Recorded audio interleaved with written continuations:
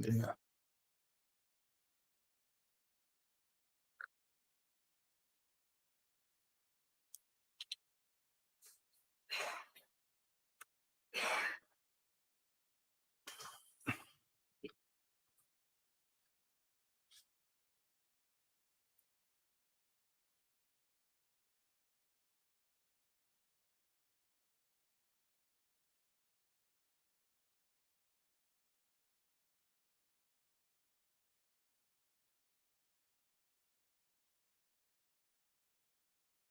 Okay. So I got to make this review. The goal here is for a 10 to 15-minute review, like literally 10 to 15 minutes, preferably closer to 10, and a couple minutes to tell everybody to, not even like 30 seconds, to everybody to share and like and all those things.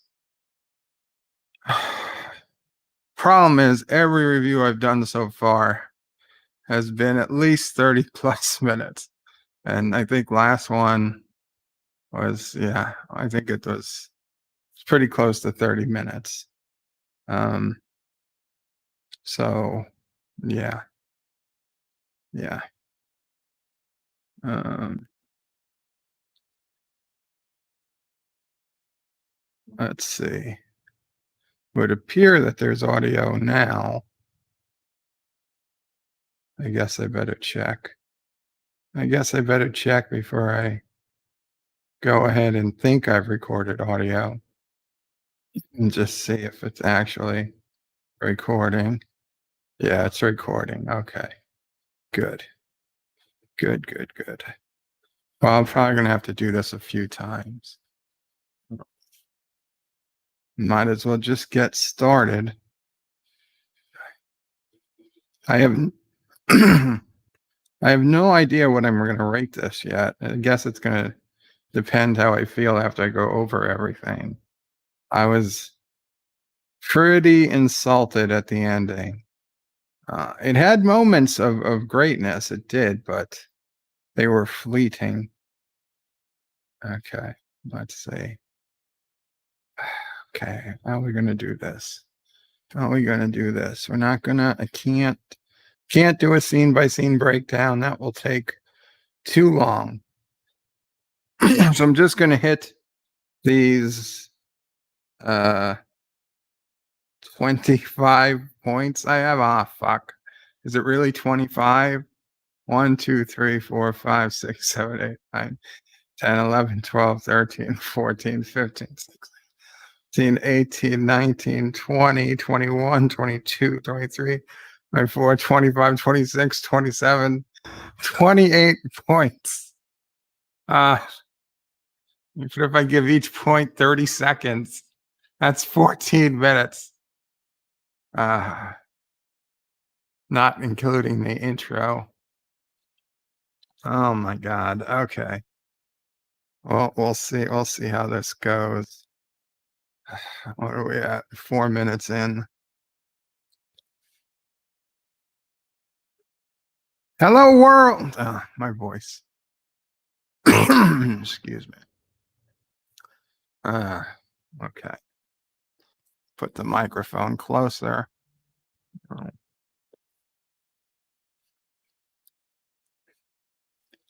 Hello, world. It's Berto Prey 5, Kapla, and welcome to my review of Star Trek Lower Decks, Episode 9, Crisis Point.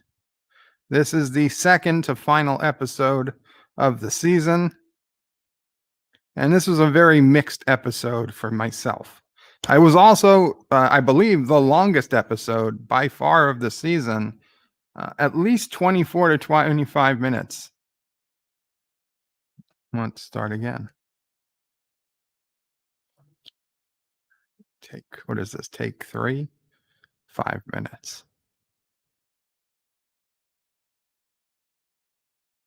Hello, world. It's Berto Prey 5, Kapla, and welcome to my review of Star Trek Lower Decks, Episode 9, Crisis Point.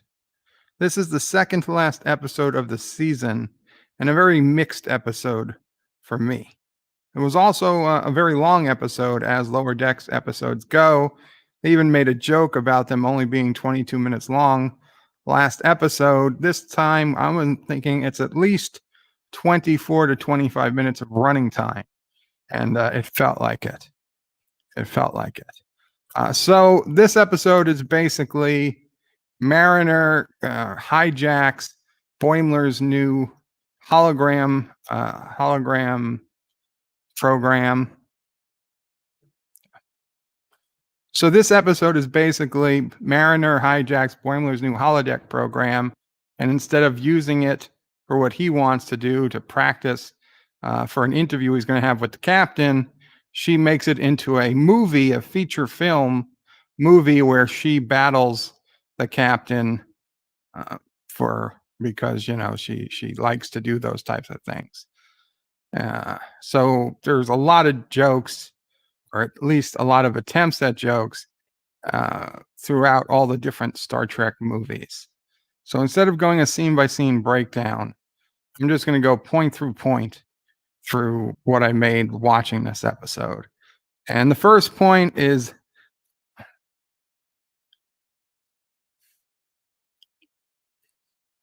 we'll try that again. And I do see people are leaving comments, but as you guys can see, I'm really just recording audio. Maybe at the end, I'll get a chance to look at the comments. No promises, but I will try. Okay, 7 minutes. Hello, world. It's Berto Prey 5 Cupla, and welcome to my review of Star Trek Lower Decks, Episode 9, Crisis Point. This was at best a mixed episode for myself, and it's also the longest episode, I believe, so far of the season. I would estimate 24 to 25 minutes of actual episode time, plus another couple of minutes of course, credits, and we get a very short clip of next week's season finale. That said, this episode is all about the holodeck. Boimler creates a very sophisticated program for for practicing an interview, and Mariner basically hijacks it, turns it into a feature film on the holodeck. And so most of the jokes and attempts at jokes in this episode all come from the various Star Trek movies over the years. Some land well, some do not. And instead of going scene by scene, I'm going point by point, and we'll see how that works. So the episode opens, the teaser. Mariner's on a planet. Okay. God damn it. I've just started doing a breakdown. Forget the breakdown. Okay. Coming in at 9 minutes. We don't want to break down. We want to go point by point.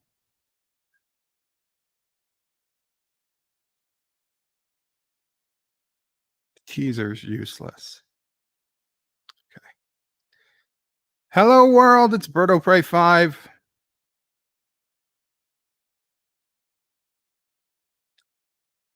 Hello, world.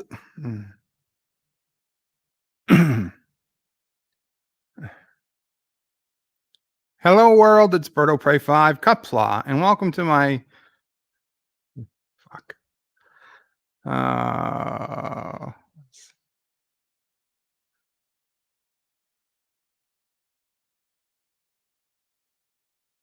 okay, 9 minutes 45 seconds.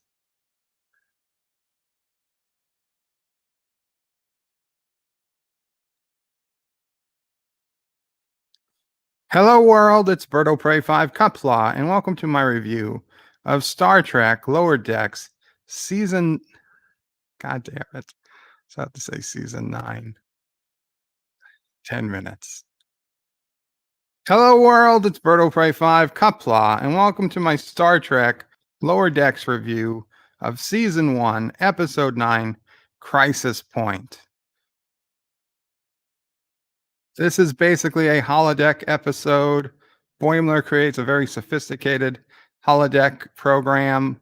Mariner comes in, hijacks it, changes it into a movie, yada, yada, yada. A lot of the jokes come from different Trek movies. Some land, most do not. Very mixed episode for myself. Also, a very long episode. I believe the longest episode of the season. I estimate there was at least 24 to 25 minutes of actual episode, with another couple minutes for credits and preview for the season finale next week. I'm not going scene by scene through this. I've got about 25 to 28 different points I wrote down, and we're just going to go through them one by one. The first one, we get introduced to a new character, a Dr. Miglimo. Dr. Miglimo. Dr. Miglimo is a bird character. I've never seen his species before in any Trek. My guess is he's just a direct play off of birds, like Dr. Tana is, the Caitians. They're cat people, so we had to have a bird person on. And Dr. Miglimo is actually the ship's counselor, who's an actual doctor, unlike Counselor Troy, who had no actual medical experience, I assume. So we have Dr. Miglimo. He's a bird, and Mariner gets sentenced to therapy after her latest shenanigans of breaking the Prime Directive. So they send her to, the mother sends her to see Dr. Miglimo. And of course, Mariner is really pissed about having to do that. But I think it's hilarious that there's a bird creature and a cat creature.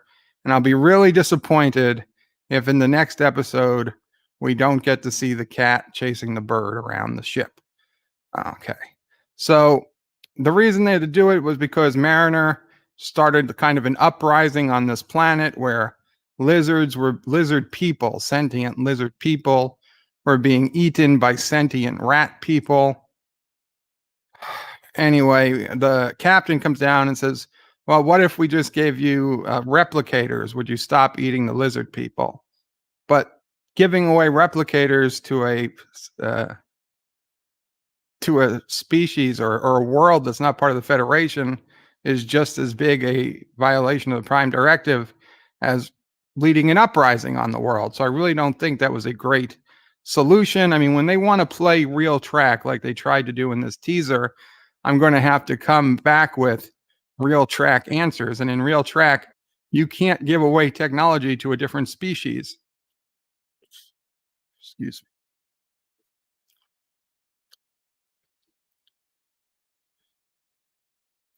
me. Yeah, real Trek can't. Honestly, does it really matter? No, it's the teaser. The only thing that this sets up is the fact that Mariner has to go to therapy. Okay, so instead of going, well, Mariner goes to therapy, but then finds all the therapy she really needs in the holodeck. And she goes to the holodeck and she sees Boim.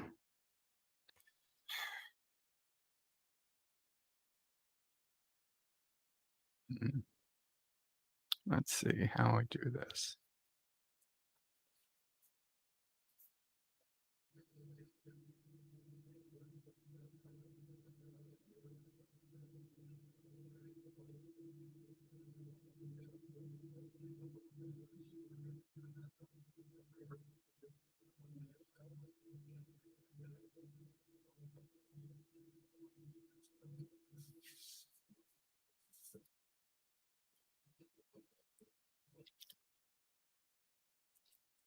Hello world, it's Berto Prey 5 Kapla, and welcome to my review of Star Trek Lower Decks Episode 9, Crisis Point.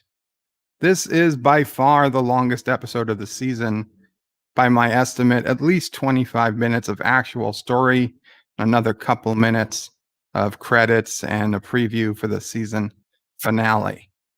The episode overall was at best mixed for me. We don't have time to go through every scene, so I'm just going to tell you a few things, and we're just going to get us started. One of the nice things at the beginning of the episode, we do meet a new character, a Dr. Miglimo, I believe. Miglimo, I'll put it on screen.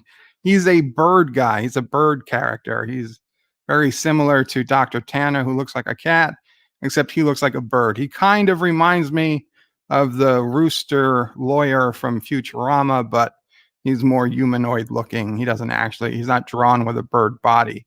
He just has a bird head. Anyway, he's the ship's counselor, and Mariner is sent there because she screwed up on the planet. I don't know why she was down on a planet alone, but she basically started an uprising where the sentient lizard people were being eaten by the sentient rat people.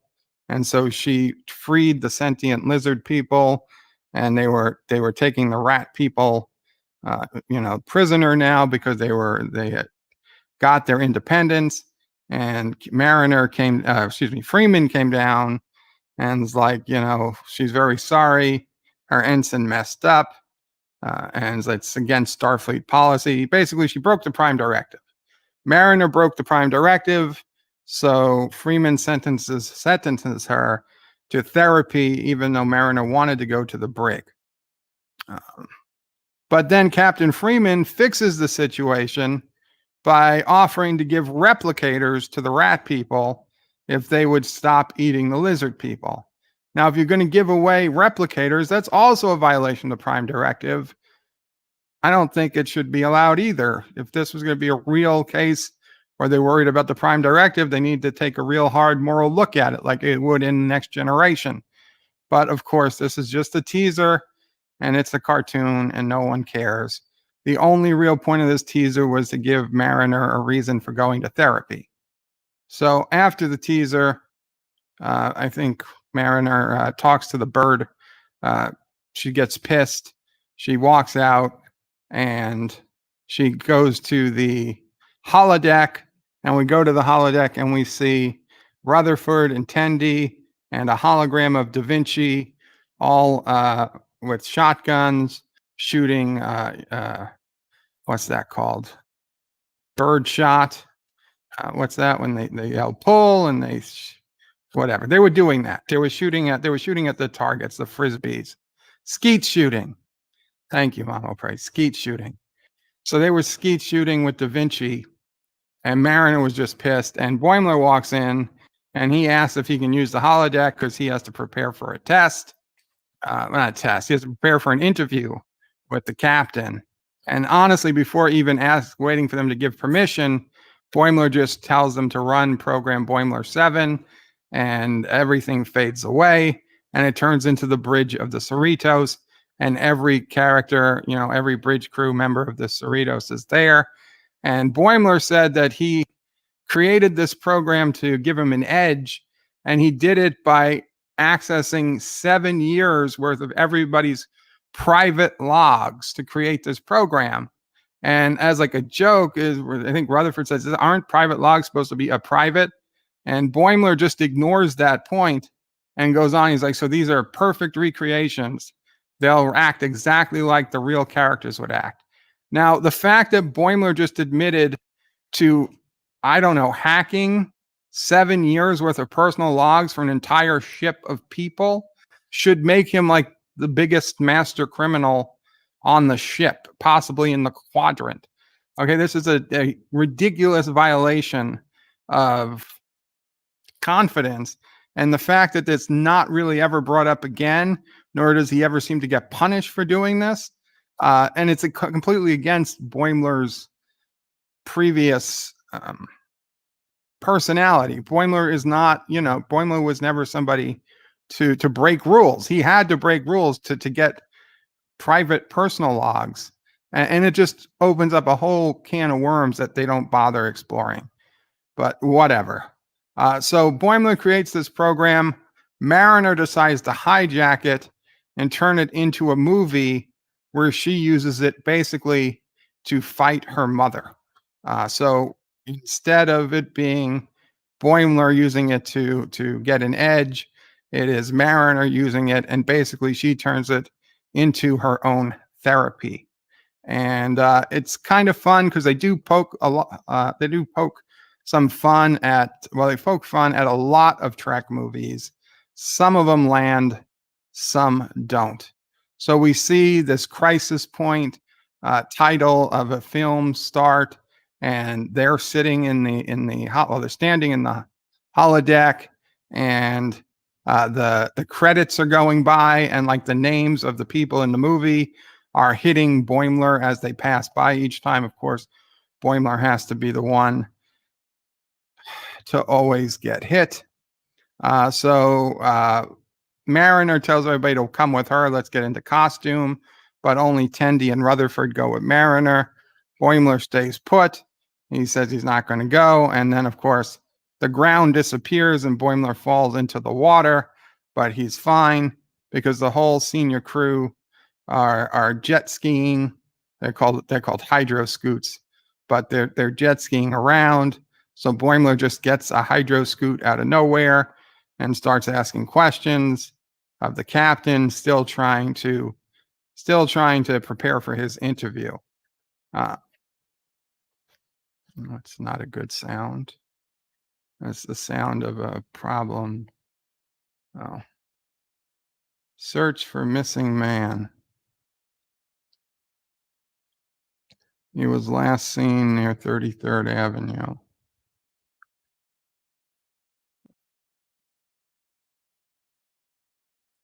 Police are searching for a missing man, 77-year-old, 6 foot tall. 33rd Avenue and 150th Street. That's not that close. Why am I getting notified of that? Oh, you sons of bitches. Really? Now I've got to block my... God damn. God damn it. Nothing. I'll tell you later. Nothing really.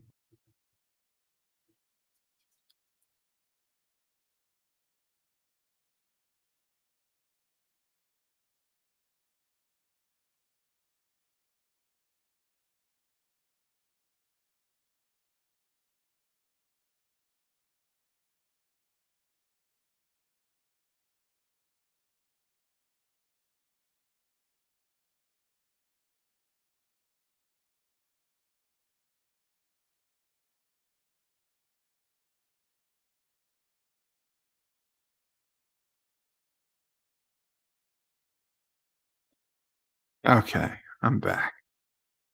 I'm back.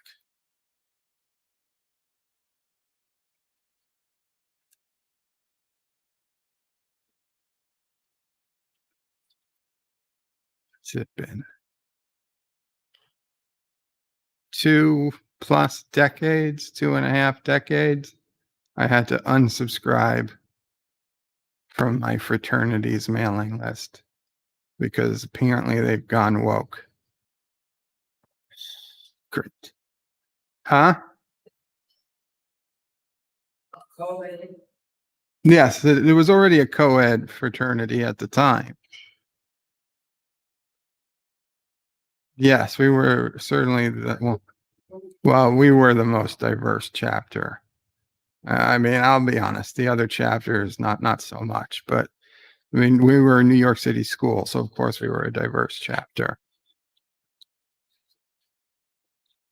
And the chapter in Toe effing Lido, not so much. Hell, even Syracuse, not so much.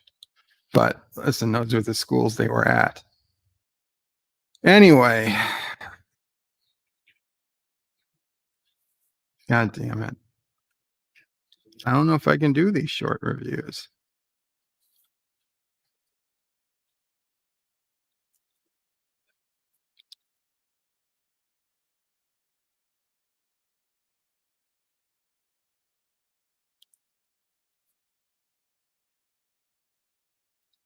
Hello world, it's Berto Prey 5 Kapla, and welcome to my review for Star Trek Lower Decks Episode 9, Crisis Point.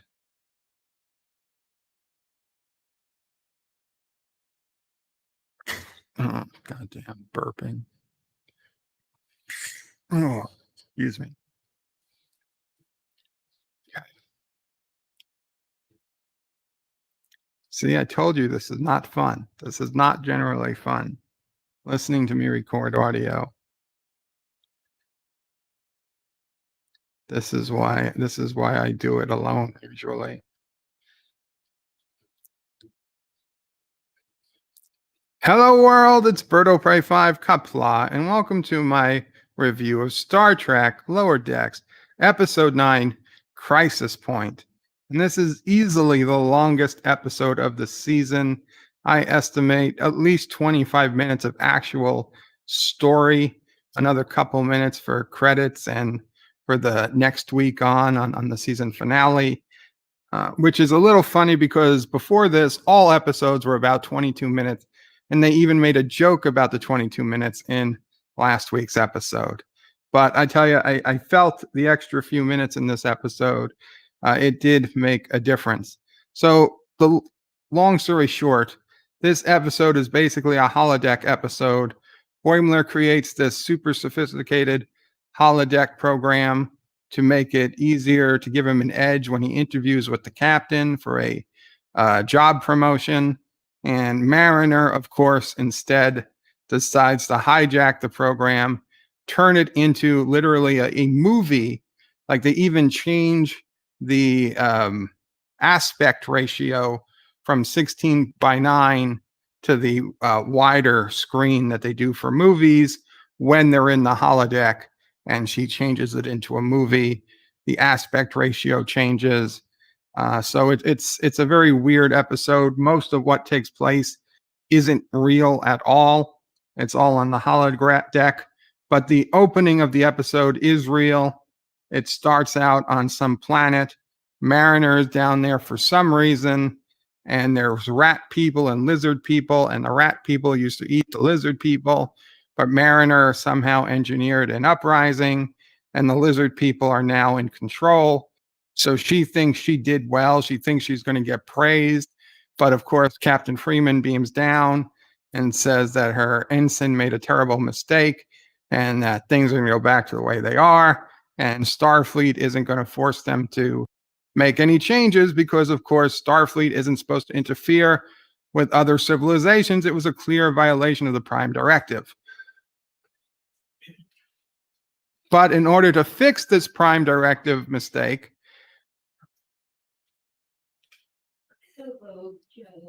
now Charlie is calling. Ciso Prey and Charlie have called. Mamo Prey. Video call. Well, I don't know when I'm going to get it back to this. So let me go to the comments. Hello, guys. Let's see. Resolute Germ says hello. Welcome, Resolute. Thomas Potts is raw. Well, it is the Triple X channel.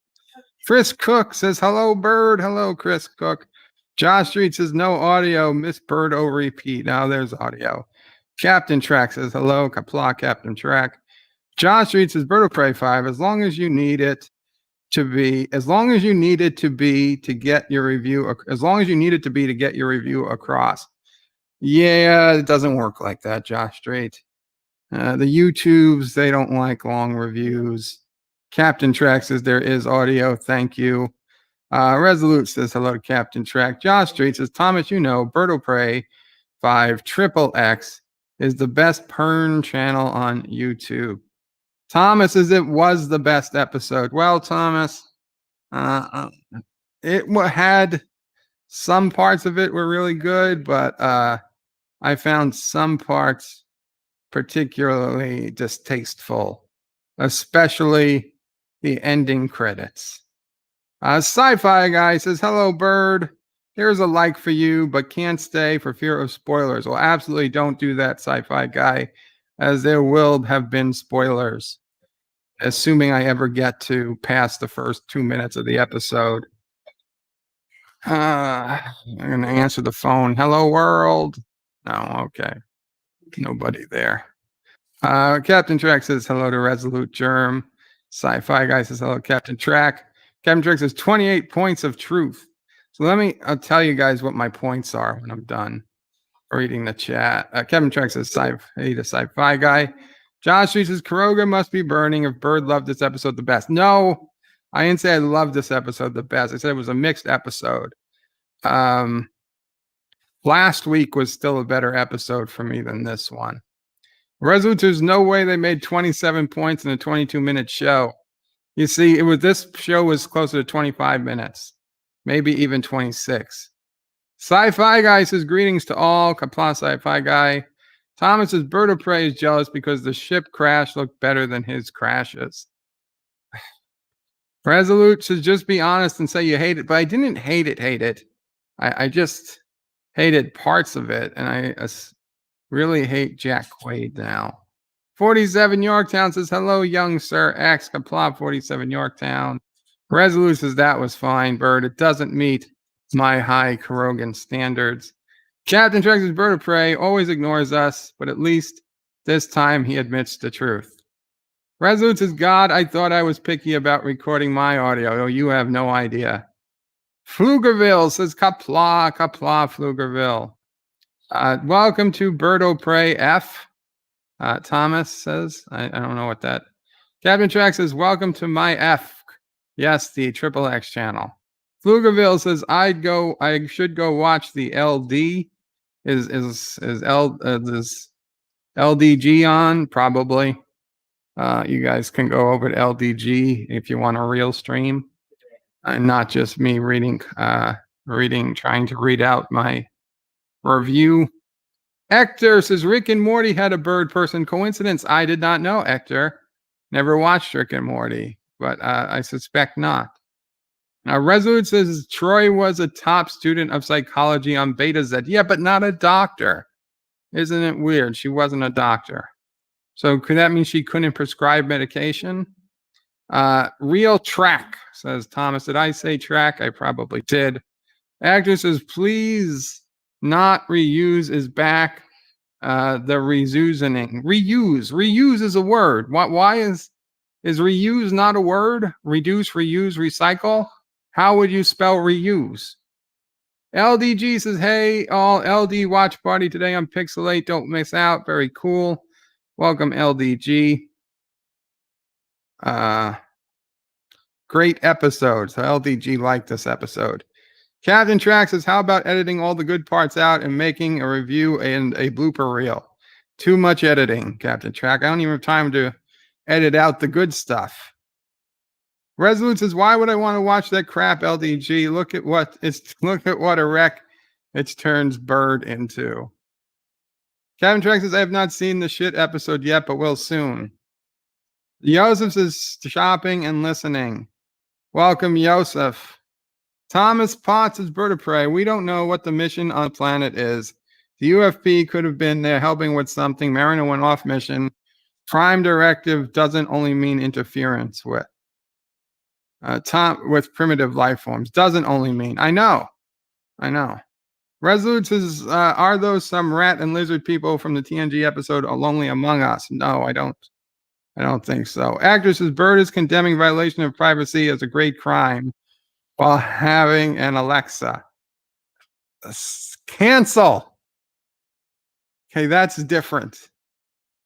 Resolute. Actor says, the Resolute, I don't know. I'm not having watched the show. Anti-Trigger's not missing, Joseph.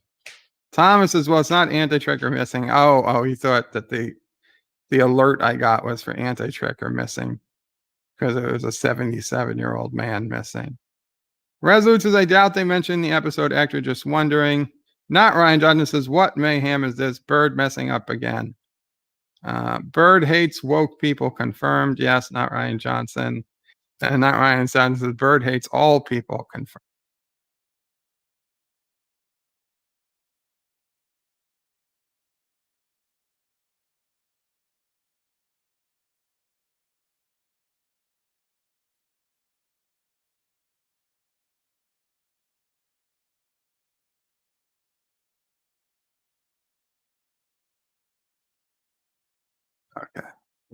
Okay, Sizzle Prey is coming either later today or early in the morning tomorrow, so I have to get this done. Agnes has just checked. The views of Bird and Lower Decks are all around half the views of his Picard reviews. Yeah, less people are watching. Thomas says, I don't remember any of this in the episode. Actress is another intro, probably. Not Ryan Johnson says, listening to Bird mess up is always fun. Resolute Germ says, Bird of Prey, you are wrong. This is hilarious. Oh, listening to me do this is hilarious. I got you. I don't know, Mom Prey. What's your phone making noise? Andrew says, this is better than the actual review in that there are actual, and those are actual pictures of the show. Resolute says he's going to get it all in one take, even if it kills him. Well, I'm damn well going to try, Resolute. Thomas says maybe he restarts or why he takes so long.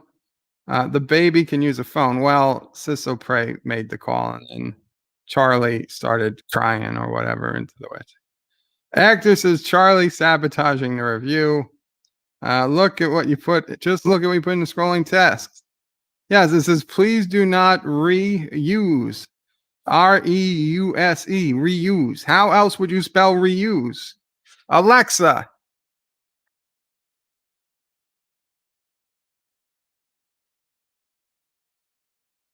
R-E. Oh, shit. I spelled it RESUSC. God damn it. God damn it. Banners. Ticker. Edit. For fuck's sake. It was even underlined in red. God damn it.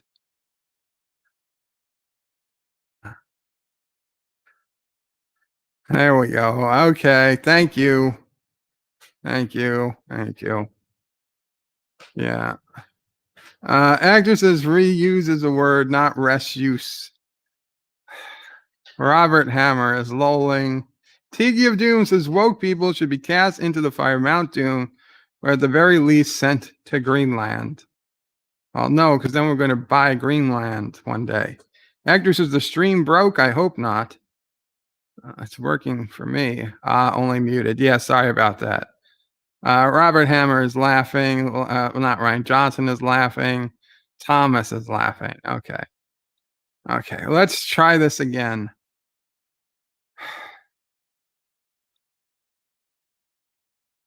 37 minutes in, 38. We'll be 38 minutes in. I got to cut the first 38 minutes. Hello, world. It's Birdo Prey 5 Kapla, and welcome to my review of Star Trek Lower Decks, Episode 9, Crisis Point. This is basically an episode, and I've completely effed up the whole thing about it being a long episode. Got to burp again. I also need to take this away. Excuse me. Okay.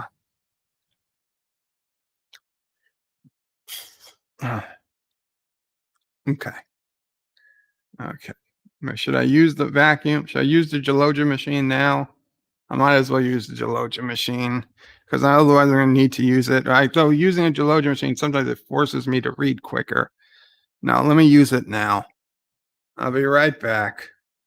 Muting.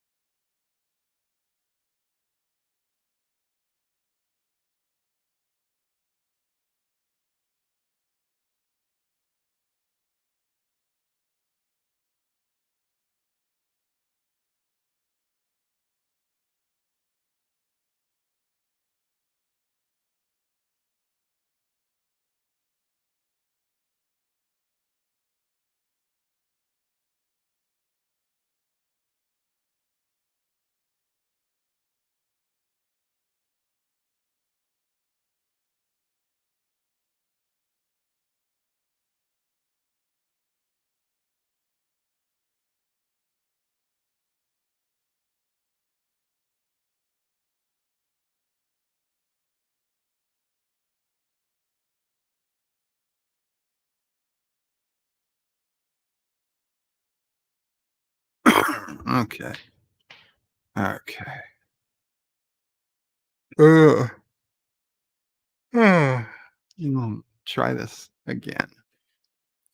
Pixelate and LDG says, I love these bird.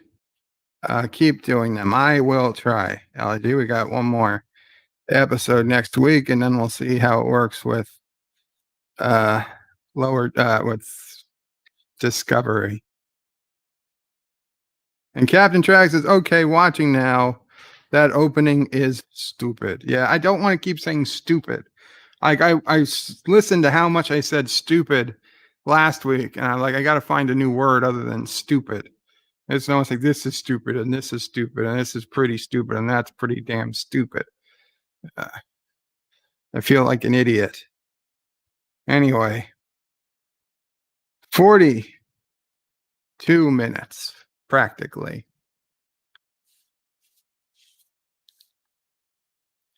Hello world, it's Berto Prey 5 Kapla, and welcome to my review for Star Trek Lower Decks, Episode 9, Crisis Point. This was the longest episode of the season. I'd say there was over 25 minutes of actual story, 2 to 3 minutes of longer story than usual. Not a big deal, but I felt the difference. This is also a holodeck episode. I'd say 90% of the episode takes place on the holodeck. Boimler basically creates a very sophisticated holodeck program to give him an edge in doing an interview with the captain. He perfectly replicates all of the crew members. We'll get into that. But then Mariner hijacks the program, turns it into a feature film of her playing a bad guy who is on this crazed quest to kill the captain, who, of course, is her mother, but of course, no one else on the ship knows that yet. So the episode opens down on a planet. Mariner was down there for some reason, and she led some type of uprising to free these lizard people who these rat people were using for food. She thinks she's going to get a lot of praise, but instead her mother beams down, says Mariner was completely wrong. The Federation doesn't interfere in other societies, and demands Mariner beam back up to the ship and start therapy, which really pisses off Mariner. She wants to go to the brig, but the mom insists she goes to see Dr. Miglimo, who's a new character, and Mariner really, really doesn't want to go see him. And he is a therapist. He's the ship's counselor. And all we're told before we see him is that he always makes food references. So the teaser ends. Nobody cares. It's a crappy teaser. But we do get to see Dr. Miglimo. Miglimo? Migli. It's Miglimo. I'm 99% sure it's Dr. Miglimo. So we get to see Dr. Miglimo, and he turns out to be a bird creature. Plays off perfectly of the cat doctor, Dr. Tana, who's a cat person. This is a bird person. Just swap out the head of a cat for the head of a bird and the fur for feathers, and you've got Dr. Miglimo. Mariner is not happy seeing him. Whatever, the session doesn't go well. He tries to talk to her, tries to get her to open up with him, and no, he's done a bunch of food puns. It doesn't work out. So next thing we know, we're on the holodeck, and Rutherford and Tendi are skeet shooting with a hologram of Da Vinci. It's kind of funny seeing them use to us, a modern rifle shooting at flying targets, and Da Vinci there. And Mariner is just pissed, sitting in a chair, looking at them, watching. And then Boimler comes in and asks if he can use the holodeck because he has to study for this, interview he's doing with the captain. Oh my fucking God. You sons of fucking bitches. Why are they here on a Thursday? It's Friday. It's Thursday. Why is the gardener here on a Thursday? Motherfuckers.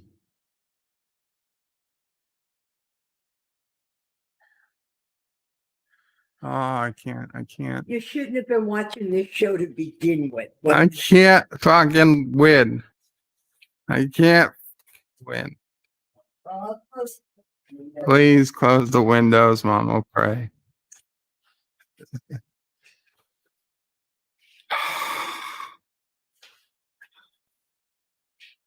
They never come on Thursdays.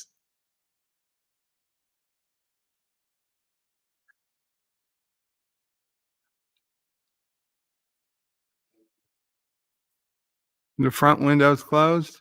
We never opened it. Well, fuck.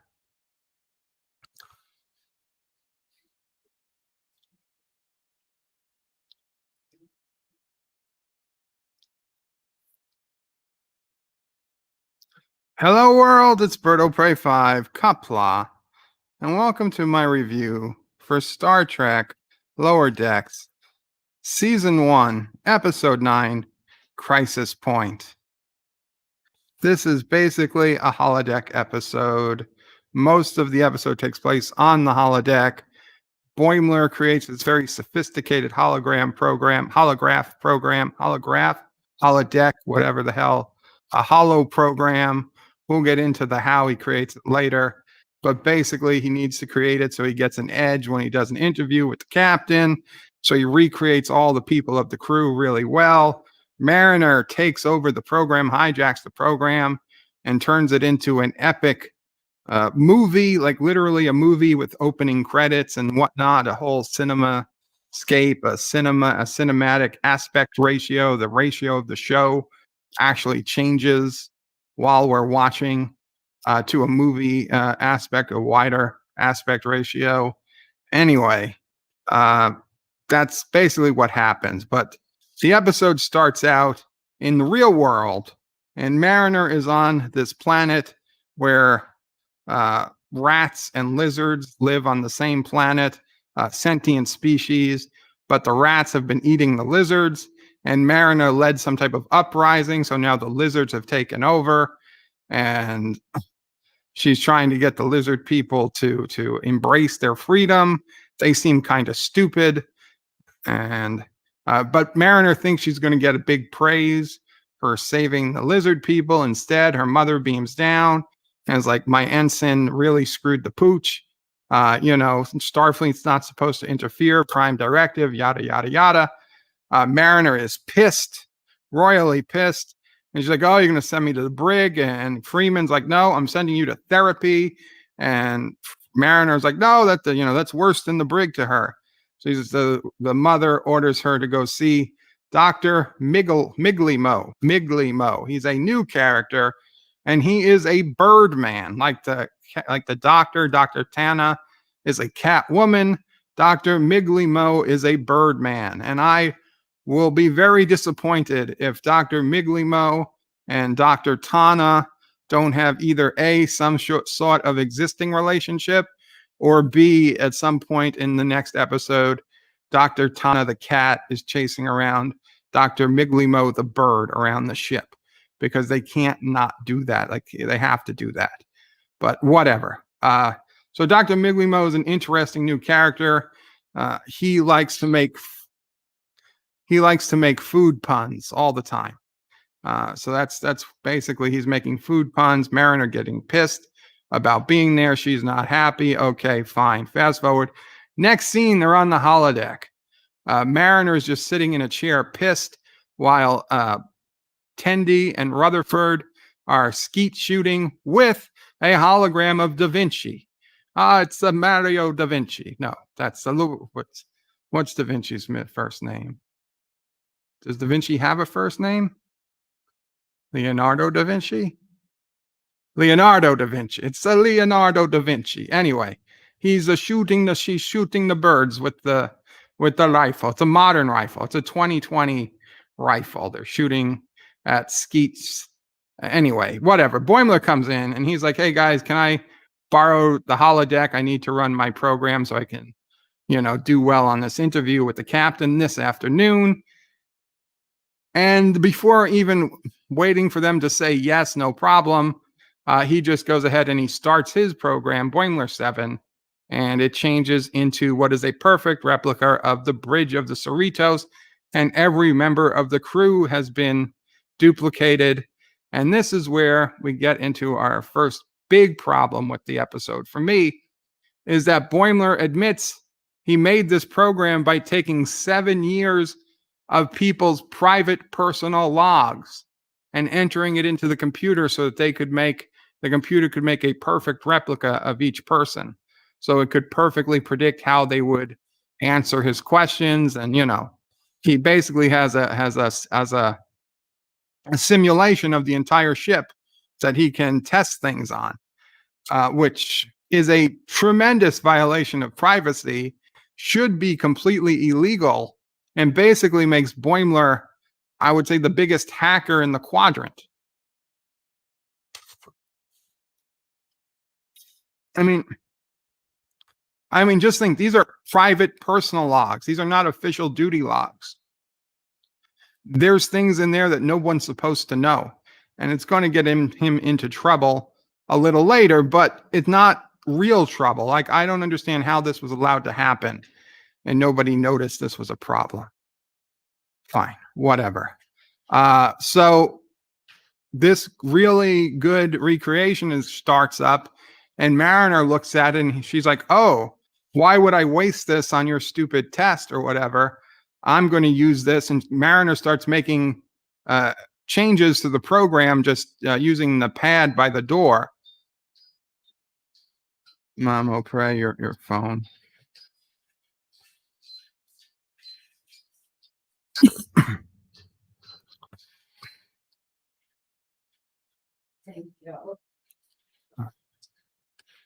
So Mariner starts making changes to the program using the pad at the door, but she's like typing faster than Scotty in Star Trek 4.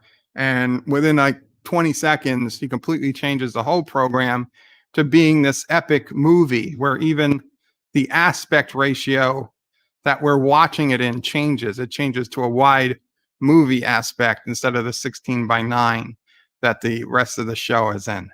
I mean, there are credits zooming by and hitting Boimler because, of course, everything has to hit Boimler because he's always the butt of the joke. He's the guy that always gets hit in the face with stuff. Whatever. So Boimler's pissed. Mariner tells everybody to follow her, and they're all going to change into costume. Boimler doesn't go, so just 3 of them left. Rutherford, Tendi, and Mariner walk off stage. And Boimler says, I demand you end the credits. Of course, the credits end. The movie begins. Boimler falls like 50 feet into a lake. And we see the whole senior crew jet skiing, though they call them hydro scoots. They're jet skiing around. Boimler finds a jet ski somehow. He ends up jet skiing with them. He's still trying to ask questions of the captain. He's doing an interview, and the whole rest of the bridge crew is like, hey, why are you here? He's not supposed to be there. Anyway, since it's a movie, the scene just changes. And the next thing you know, they're on Douglas Station, which is supposed to be space dock. And the Admiral is giving them some assignment to head to this other planet, Idlakana 6. And the Admiral's like, we had a message from Idlakana 6. They said that they had a very productive meeting with their second contact ship, the San Clemente. So Ransom's like, so what's the problem? And the Admiral's like, there is no San Clemente in Starfleet. And so the captain's like, oh, you want us to investigate? Excellent. Now Boimler says, and remember, this is the real Boimler, not a hologram of Boimler.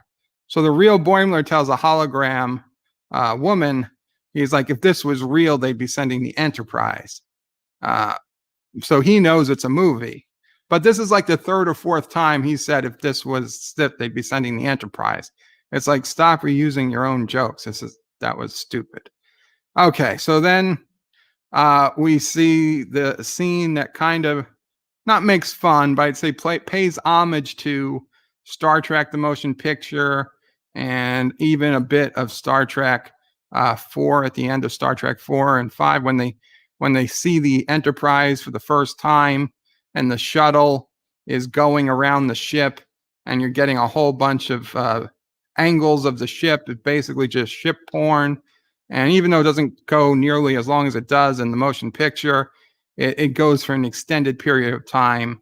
Okay, it was kind of funny, but we're looking at the Cerritos. We're not even looking at a nice ship. As long as they were doing a movie, they could have made it a nice looking ship. Fine, whatever. I thought that could have been better, but it wasn't terrible. What was really funny, though, we got onto the ship, we got onto the bridge of the ship, and even though it's the Cerritos, there is lens flares everywhere. They're clearly making fun of the JJ films. Like everywhere you look, lens flare, lens flare, lens flare. And if they had made the rest of the episode making fun of the JJ movies, I would have been a very happy camper. But they didn't.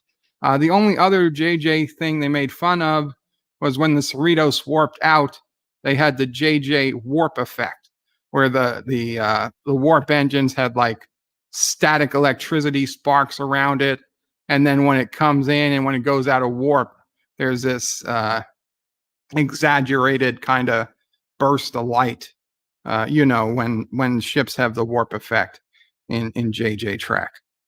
So that was really it for the JJ jokes. I thought they would have done better had they kept it to JJ jokes. So anyway, they get to this planet, Idlokana 6, and an enemy ship decloaks, and it's kind of a bird of prey, but it's not a bird of prey. It's like Mariner's version of a bird of prey. And then Mariner comes up on the view screen. Now, Boimler is on the bridge. The real Boimler is on the bridge of the Cerritos. So let's put it this way. The real Boimler is on the holodeck bridge, the hologram bridge of the holodeck version of the Cerritos. Okay? So the captain of the Cerritos from here on out, until I say so, is the holodeck version of the captain. So the captain brings it up on screen, and of course it's Mariner dressed in some like warlord's clothing, and she calls herself Vindictor, and she's here to destroy Captain Freeman. Whatever. Boimler looks at her, he's like, whatever, kind of crazy. So Mariner as Vindictor is talking about stuff. She starts quoting plays. Anyway, it turns out that was just a video loop. It was all a ruse so that her shuttle could come in and crash through, cut through the Cerritos. Nobody noticed, apparently, that her shuttle launched from her ship, cut through the Cerritos, killed 2 people as it came down. But it was the dumb guy who did his one-man show and some random chick, so nobody cares. Anyway, so it's Mariner as Vindictor, Mariner as Vindictor. So anyway, it's Mariner as Vindictor, Rutherford as, I don't know, she called him Meat 5 or something.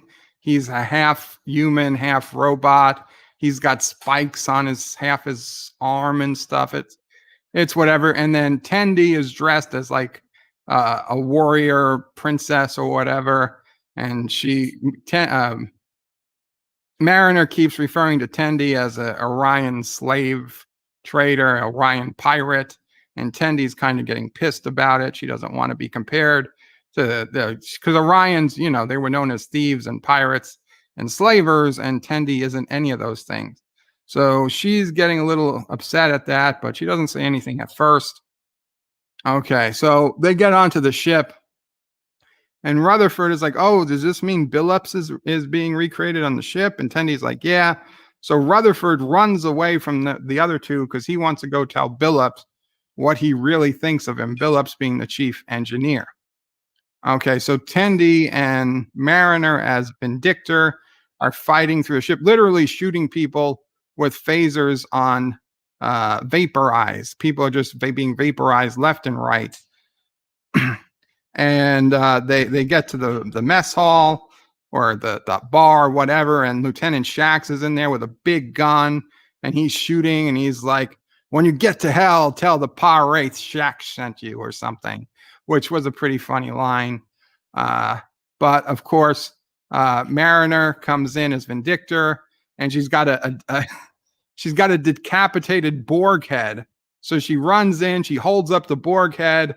Shaq shoots at the Borg head, and the Borg head creates a Borg force field, which stops his gun, stops his, phaser from hitting her. She throws the head at Shaq. Shaq catches the head, and the head says designation explosive and blows up Shaq's and the other security officers with him. And Tendi and Mariner get covered in blood and guts. It's a pretty gruesome scene, but it was kind of funny.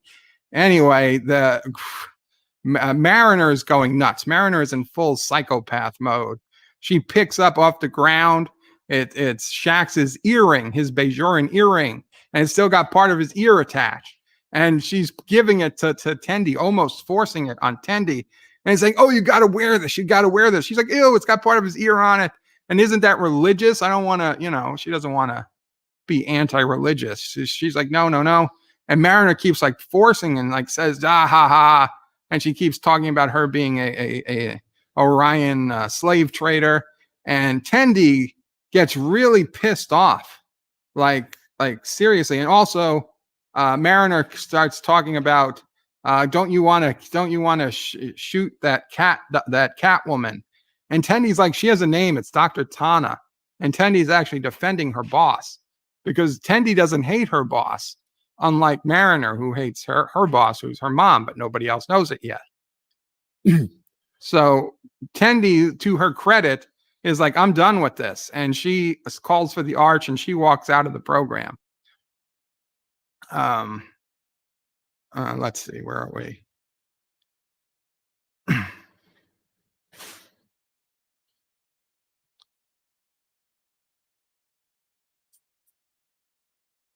So Tendi calls for the arch and walks out of the program. Mariner then keeps fighting her way to the bridge. She gets to the bridge, and it's Freeman on the bridge and a couple of random people. And Mariner kills the other random people, so it's just her and Freeman. They have a fight. Freeman is asking, like, what do you want? What can I do for you? And Mariner is talking as her daughter, but in the simulation, she's Vindicator. So Freeman has no idea she's talking to her daughter. So everything that Vindicator is bringing up makes no sense to Captain Freeman. They fight. They end up crashing the ship.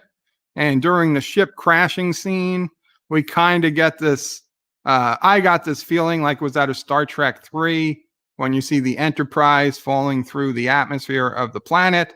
But then when the actual saucer comes crashing through the atmosphere, it has a landing reminiscent of Star Trek Generations. Now, it didn't land like the Generations saucer did flat. Instead, it lands, but it spins like a coin spinning on its side. But there are a bunch of trees, and it comes to rest at the edge of a cliff. So I think they were definitely calling on Star Trek Generations in the crash scene.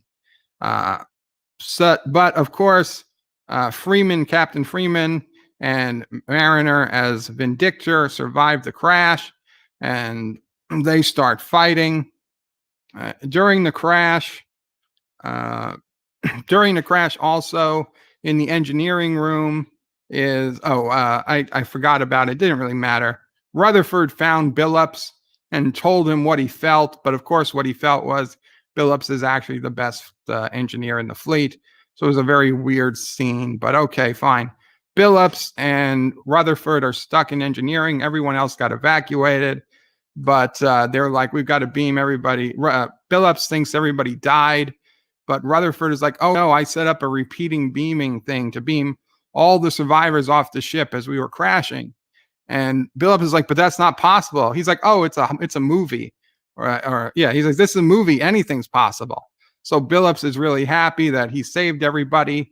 But he said he beamed all the survivors off the ship, but he clearly didn't, because Mariner and Freeman are still on the ship, as is Rutherford and Billups. They didn't get beamed off the ship yet either.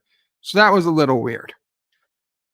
So back on the bridge, Mariner and Freeman are fighting, as Mariner as Vindictor, and Vindictor gets a leg up and is about to kill her mother using this steel pipe or something, when hologram Mariner comes to the mother's rescue. Now remember, Boimler duplicated everybody on the ship but himself. So yes, there was a hologram of Mariner. So the hologram of Mariner starts fighting the real Mariner, who is Vindictor. So Mariner fighting herself gives her time to have therapy. The whole time she's fighting back and forth, saying, I must, you hate this ship. And the real, by the real, I mean the holographic Mariner, who's not Vindictor, saying, no, I love this ship. I might hate my job, but I love this ship. These are my best friends. I'm not going to let you kill my mother, blah, blah, blah. So she's having therapy by basically fighting with herself. Long story short, Vindictor thinks she's won, but the hologram Mariner says, haha, this whole time if you think I only care about myself, then why did by the way, she beamed her mother off the ship. How she did that, I have no idea, but she beamed her mother to safety. And so the hologram Mariner fought the real Mariner. And just as the real Mariner thought she was about to win, the hologram Mariner says, haha, this whole time I was only buying time for the ship to self-destruct. And then real Mariner looks at the computer console and sees there's 2 seconds left for sort of self-destruct, very reminiscent of the scene from Star Trek 3, where the Klingons are on the bridge and the only thing counting is the computer, and Christopher Plummer goes, get out of there. But of course it's too late and the Enterprise blows up. And in this scene, the ship blows up and the simulation ends because the ship blew up. So we see Mariner as Vindicator just standing where the bridge was. We see Rutherford standing where engineering was. And we see Boimler standing wherever the hell Boimler was. Boimler was running around the ship trying to get answers about how to please the captain. He talked to Ransom before Ransom was killed by Mariner. Boimler asked Ransom what type of cookie does the captain like, and Ransom said, oh, cookie's a good idea. Just be careful because she's allergic to. And just as he was going to tell her what she was allergic to, of course, Mariner vaporizes him. So he doesn't know what type of cookie the captain is allergic to. That plays into the end. So when everything gets destroyed, Mariner feels really good. She's like, oh, look, therapy worked, because she realized that she does love her ship. She loves her friends, and that her mother, she comes to terms that her mother is just doing what any good mother would. She's being hard on her, and that if Mariner really wanted to be the badass she pretends to be, she would just work hard and be the good officer. So like all Mariner's problems got worked out during this movie. So the simulation is over. Tendi comes up. They're in the bar. Tendi comes up and forgives Mariner way too quickly. Tendi comes up and apologizes, and she should have still been mad at Mariner. Also, everybody should be mad at Boimler for going through their personal logs. So Boimler, though, still needs to figure out how to impress the captain. He's only got a little time left. So he goes back into the holodeck to continue running the program. He resumes the program after the ship blows up. And so he finds himself with the crew that survived on the planet. And you see the ruins of the Cerritos in the distance, and the captain's in the middle of a speech. So he just, he asks a question, but she's talking. So he stops and just listens to what she's saying. And it's Captain Freeman is doing a eulogy for Mariner, who sacrificed herself to save the rest of them. And Captain Freeman discloses that Mariner was her daughter the entire time, and she never let anybody know it. And had anybody known it, the holographic Freeman says, who was supposed to be a perfect recreation, says, if anybody had ever found out she was my daughter, I probably would have thrown them off the ship or maybe even court-martialed them right out of Starfleet. So now Boimler has found out the secret that Mariner is Freeman's daughter. And now he has to interview with Freeman in like 5 minutes. So he has freaked the F out. He has got complete anxiety, overkill. He doesn't know what to do. If he lets it leak that he knows that Mariner is Freeman's daughter, he's off the ship. He might be court-martialed. And of course, just as he finds this out, Mariner, Tendi, and Rutherford come by and ask if he wants to go look at the warp core, but he doesn't. So they say, good luck on your interview. They go to the actual interview, and Rutherford is a complete wreck. And so the captain says, okay, so you want to be in the advanced diplomacy, whatever. Where do you see yourself negotiating in 5 years? And Boimler, he's pale, even paler than usual. He's not talking straight. And he just blurts out Mariner. And so Freeman's like, Mariner what? Like she's pissed. Like, why is he talking about Mariner? And he's like, Mariner's hot. And then she gets even more. He's like, no, she's not hot. She's nasty. And so the captain is like getting really confused as to what he's talking about. And he's like so scared. He just gets up from the chair, trips over the chair, and runs out of the room. So then, of course, Captain Freeman writes in her log that Ensign Boimler didn't even prepare before the interview, and writes in terrible performance, or just terrible, on his record. And it's almost the end. That is almost the end. But then they kind of give us something that can't possibly be canon because it would never actually happen because the holodeck was over. But we go back to the movie, and right out of Star Trek III, there's a coffin on the planet. It opens up, and Vindictor stands up and says, "Revenge!" And she gets shot immediately by the hologram Da Vinci. And he's like, "Not on the Da Vinci's watch." And that's the end. But we go to the final credits, and they do the credits as they started in Star Trek VI, The Undiscovered Country, where we got the signatures of the main cast as they were being drawn out by hand. We get the signatures of Rutherford, Tendi, Mariner, and Boimler. And that scene insulted me because how dare they take out, make fun of Star Trek VI, one of the best movies of all time.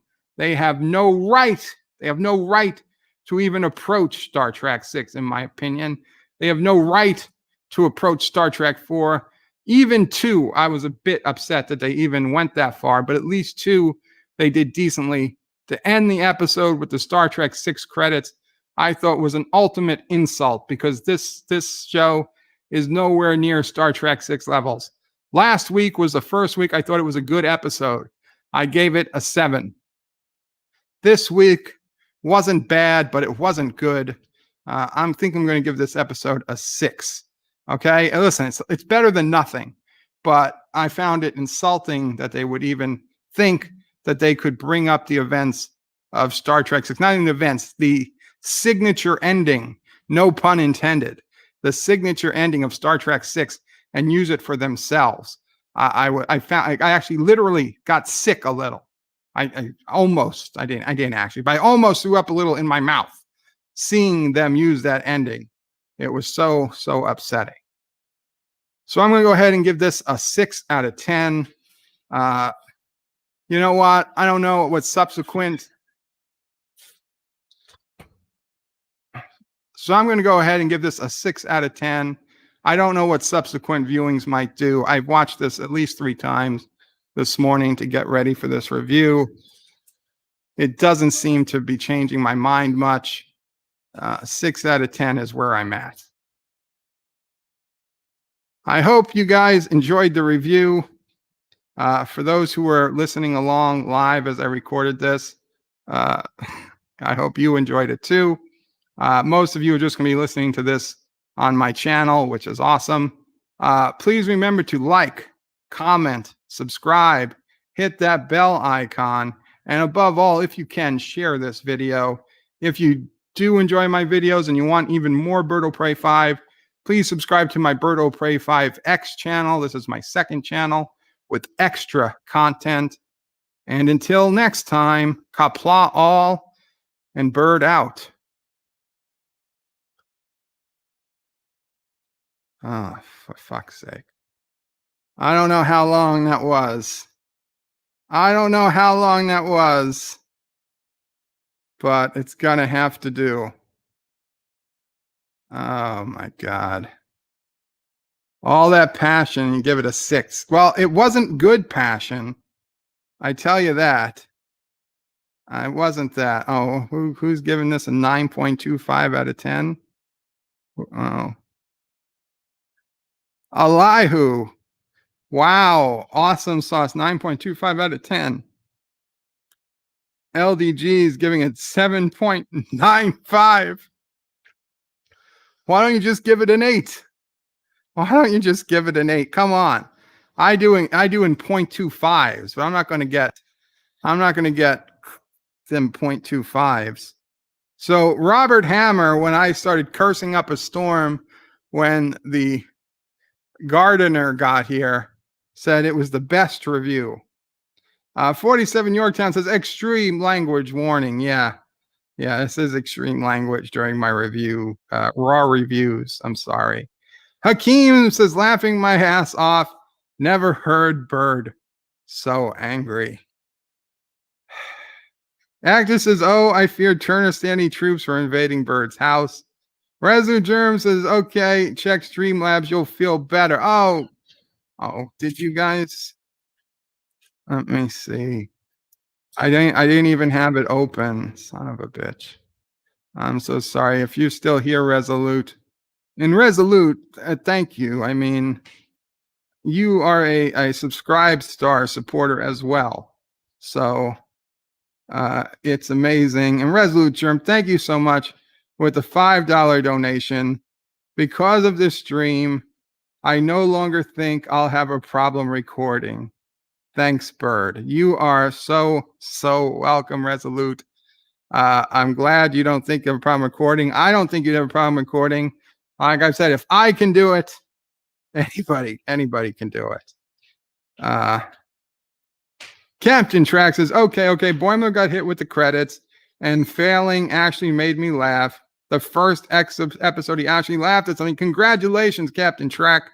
You actually laughed. I am happy for you. Hakeem says, I guess the gardener isn't getting a tip. I'm not in charge of the tip for the gardener. Cinnabon Bunny says, hello, Cinnabon Bunny. Our dog person when?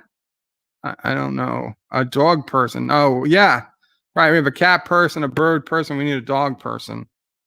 Thomas says hi to Cinnabon. Resolute Germ says, more likely they'll be making out. That's what I'm thinking. The cat and the bird will probably be making out. They're either going to be making out or chasing each other. Or maybe chasing each other and then making out. That could be okay too. Serve Tricktronics says last episode was way better. Didn't really like this one. I agree. Last episode was better.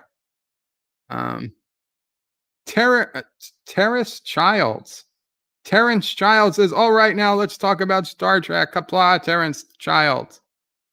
This is basically my recording for my review.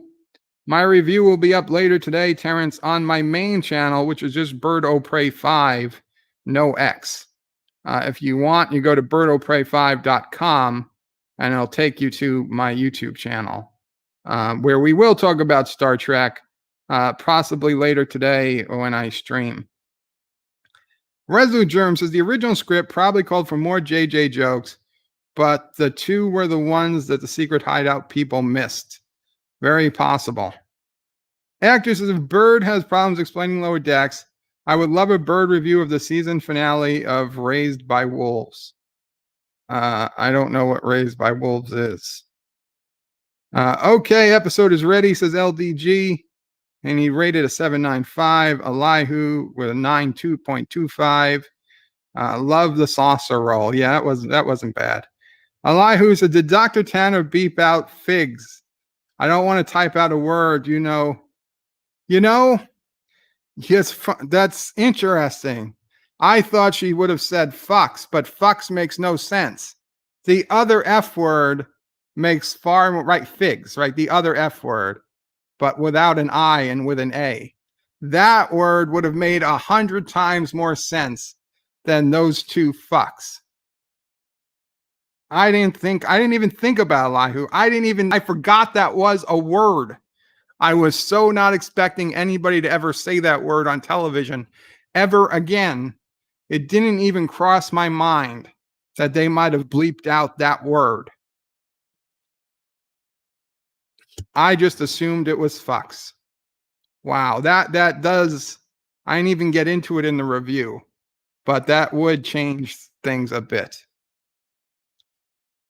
How is that making fun of it? What? LDG says, hey to Eli. Are you joining me for watch party? I need commentary panel. I will see, LDG. I got to kind of work on this. Elihu says watch party. LDG says 6. What? I don't know what's going on. Not Ryan Johnson says bird threw up in his mouth again. LDG says that much passion. Give it. Oh, yes, I gave it a 6. Agner says and blames lower decks at not Ryan Johnson. And Ryan Johnson says exactly. Good show, boss. Thank you, LDG. But I don't like being called boss. B. Cluette, Kapla B. It's been a while. It says good review. Thank you. I hope you guys will watch the actual review when I cut this down and put it to video. LDG says, everyone remember on Pixelate, I'm going live for a watch party episode. Bird just did awesome. Thank you, Bird. You're welcome. Resolute says, good job, Bird. Thank you so much, Resolute. Not Ryan Johnson says, extra content if you know what he means. I mean like this. Joseph says it was definitely more than 10 minutes. Yeah. Thomas is 1 hour, 9 minutes. Yeah, no, that was the entire stream. The review was not 1 hour, 9 minutes. Cinnabon gives it a 6.5. I gave it a 6. So we're close. Joseph is going to watch it right now. Very cool, Joseph. Thomas gives it a 7.8. 9879999. Okay. I get it. Elihu says with Star Trek 6 signatures, that's why it's a 9.25 rating. Well, that's why it's a 6 rating for me. It probably would have been a 7 without it. I take 6 points off Elihu's score. He used the word awesome sauce. Absolutely. Elihu rolls. Joseph says, Bird of Prey, your leaf blower explosion caused me almost crashing the car. Oh, I am so sorry, Joseph.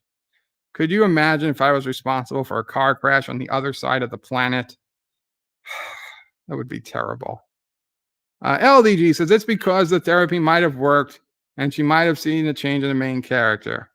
Joseph's 8th episode was the weakest one in his opinion. Well, Joseph, I don't know. I think you might love this one. Thomas is stream, but you don't stream on main channel on Thursday. I know, but I might. Oh, that's right. I guess if I stream later, it'll be on the X channel. That's true. If I stream later, it'll be on this channel. Captain Trax says that closing F that shit. Yeah, that was my feeling. I might have given it a 5, but with that ending a 4. Oh, that's why they're getting a 6 from me.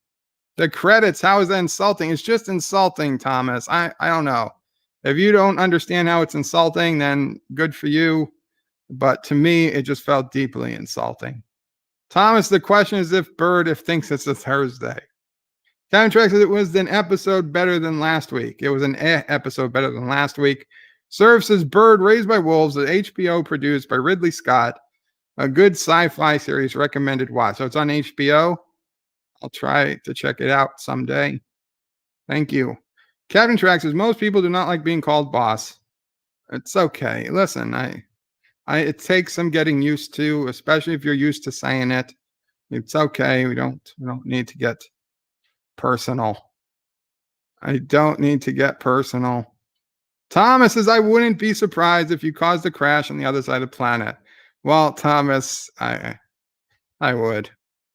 Edris says Bird and Yosef are a third of the planet away, not the other side. Wow. Wow, wow, wow, wow, wow.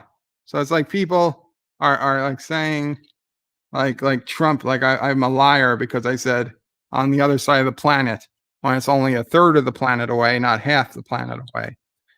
Thomas says, so if Galaxy Quest 2 is made and they do the credits, would you be insulted? Not if Galaxy Quest 2 was an awesome movie, because Galaxy Quest 1 was a homage paid service. 2 was only made Star Trek better. I wouldn't be insulted. No, if Discovery did it, I would be insulted. If Picard did it, I would be insulted. Cinnabon says, you can call me boss. LDG says, thanks to Cinnabon. And no problem, Minion. Oh, wow. Okay. With that, guys, I'm going to go and start getting this cut out and set up. It's going to take a few minutes. Obviously, it's going to take a while to get it set up, but and out probably the rest of the day, possibly even tomorrow. But I'll be working on it. I'll be checking for live stream, see who's streaming. I can listen, but I probably can't talk too much for the rest of the day. Thanks all for hanging out with me. Again, I hope you enjoyed this. Thank you again, Resolute, for the donation. Thank you to LDG, the first citizen of Kuroga. Thank you to Yosef and the other friends of Kuroga. Are there other friends of Kuroga here right now? Let me see. Well, I know Yosef is a friend of Kuroga. I know Resolute is a star subscriber, so thank you, Resolute, as well. And Kapla all and Bird out.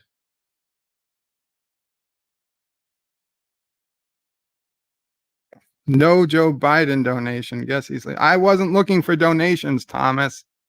Let's see. No, there's no Joe Biden donation. Okay. Kapla. Yeah, that's what Thomas said. He's sleeping.